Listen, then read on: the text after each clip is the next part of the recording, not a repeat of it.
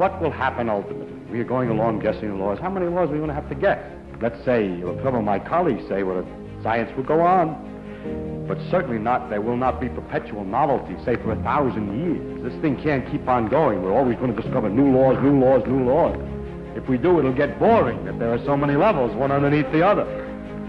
So the only way that it seems to me that it can happen, what can happen in the future is first, either that everything becomes known, that all the laws become known. That would mean that after you had enough laws, you could compute consequences, and they would always agree with experiments. Which would be the end of the line. Or it might happen that the experiments get harder and harder to make, more and more expensive, that you get 99.9% of the phenomena, but there's always some phenomenon which has just been discovered that's very hard to measure, which disagrees. It gets harder and harder to measure. As you discover the explanation of that one, there's always another one, and it gets slower and slower and more uninteresting. That's another way that it can end.